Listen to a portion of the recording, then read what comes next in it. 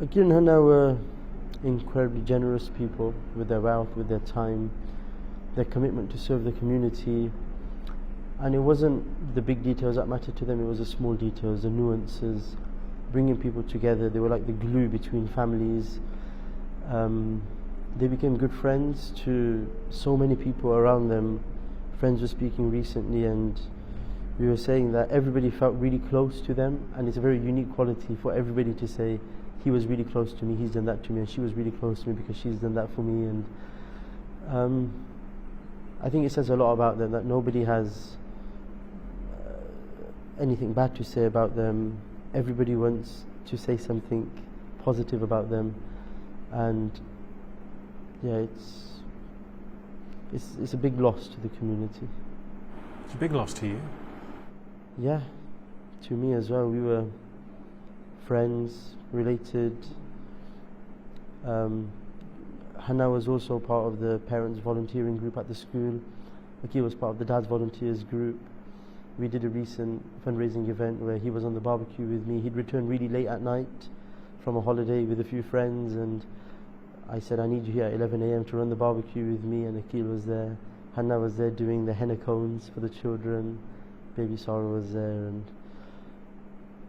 yeah, it's a loss. We had a multifaceted relationship. I mean, we drew very close over time. We went holidays together, went to Palestine together, went for Hajj together, went to Egypt together. We used to do an annual cottage with them. It's a loss. It's a loss not just to me, it's a loss to the families, it's a loss to the community at large. What was that moment like when you heard the news? We went through different stages. So initially I knew they were landing at about 6:30 UK time in the evening. So there was also a flight from Bombay at the same time, or very similar time. So we thought they're probably on the Bombay flight because they flew into Bombay. So we thought it was a return ticket. Nobody had details of the ticket because it was a surprise visit to surprise Akil's father, who lives in India. So we didn't have details of the ticket. So it was an assumption that they can't be on that flight. And then eventually, an hour or so later, we got details of the manifest, saw their names on it. We'd confirmed it was for that flight. And then it was a case of just lots of Chinese whispers, lots of guessing, unpredictability, lots of assumptions being made. Somebody apparently seen them in the hospital. Somebody had said they're okay. And then it gives you a brief moment of optimism and hope. And then you start receiving phone calls, reading news articles, eyewitness testimonies. You see the videos that emerge, and then you realize soon enough that maybe the optimism was a bit misplaced. And then it's just devastation, if you like, heartbreak.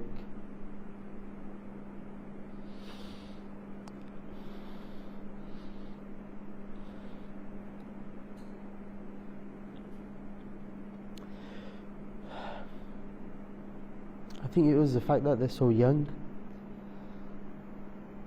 having a 4-year-old child with them, and then imagining what they would have gone through in their final moments. And then it dawns on you that you're never going to see them again. In all likelihood, you can't even make it for their funeral. There's no sense of closure. And I think combined, well, I've seen a lot of grown men, tough men, bawling their eyes out last night. People I've never seen cry before. And I think it kind of shows the devastation to the entire community. How are the family doing? It's a silly question, but has it sunk in? Naturally, the first step, I think, is denial, especially with the lack of news, or the unpredictability of the news, the uncertainty of the news. And then there's a mission of trying to ascertain what is happening, and in that process, the waiting process is worse, just the not knowing. And then receiving multiple reports, that's devastating itself. And then people are saying, no, it's okay, no, but I've heard this. And eventually, when you come to terms with it, obviously we went to visit his mother. I was going to break the news to his mother after I received a call from somebody who was on the ground outside the hospital. You broke the news to his mother? Yeah. It's one of the hardest things I've done, and I've lost a mother myself, so it's not easy. And naturally initially there's denial, there's sort of like, no, actually we've got this wrong, and then it's just upset. Then you've got family members, but the amazing thing about a community is there is always somebody around to comfort, always somebody to console, and the family and friends in the community have been amazing. The outpouring of compassion, of selflessness, of support, we can only thank the community and our family and friends for offering that.